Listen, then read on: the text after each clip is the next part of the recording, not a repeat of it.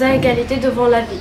Grâce à des actes de solidarité, d'entraide, on peut atténuer les différences, rendre service à ceux qui en ont besoin. Une fourmi impitoyable. L'hiver approche. Depuis quelques jours, la forêt a complètement changé d'aspect. Les quelques feuilles qui se raccrochaient désespérément aux branches ont été arrachées par des rafales de vent. Les températures ont chuté et quelques flocons de neige tombent d'ici de là. La saison froide arrive à grands pas. Bien au chaud dans leur demeure, les animaux regardent avec satisfaction toutes les provisions qu'ils ont engrangées au cours des derniers mois. L'hiver peut être long, ils ont tous de quoi se nourrir pendant de nombreux jours. Tous, sauf une peut-être. C'est Mademoiselle Cigale, les placards sont vides. Cela ne la dérange guère. Elle agite joyeusement ses ailes et chante du matin au soir.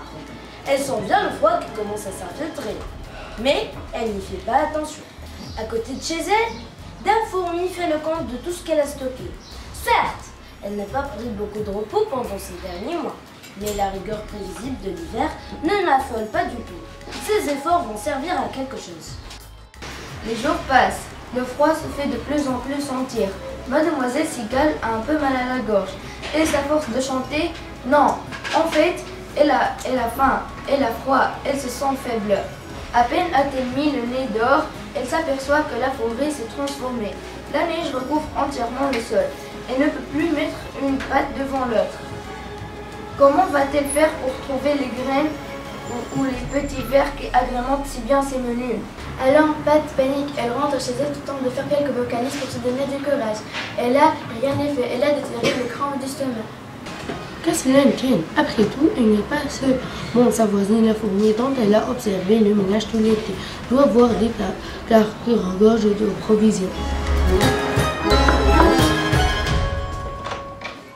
Que voulez-vous?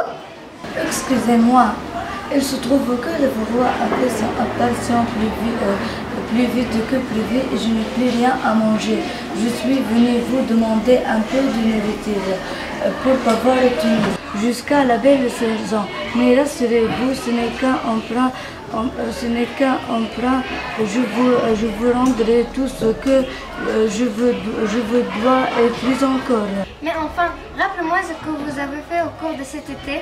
Moi, mais vous le savez bien, j'ai chanté pour mon plaisir, mais aussi pour la grande joie des animaux de ce quartier.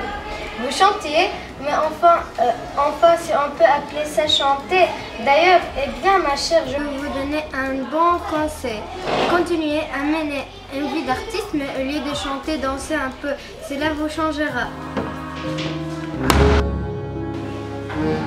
Et sur ces paroles cruelles, elle referme la porte au nez de la pauvre cigale qui comprend en ce moment-là que le mot solidarité ne fait pas partie du vocabulaire de sa voisine.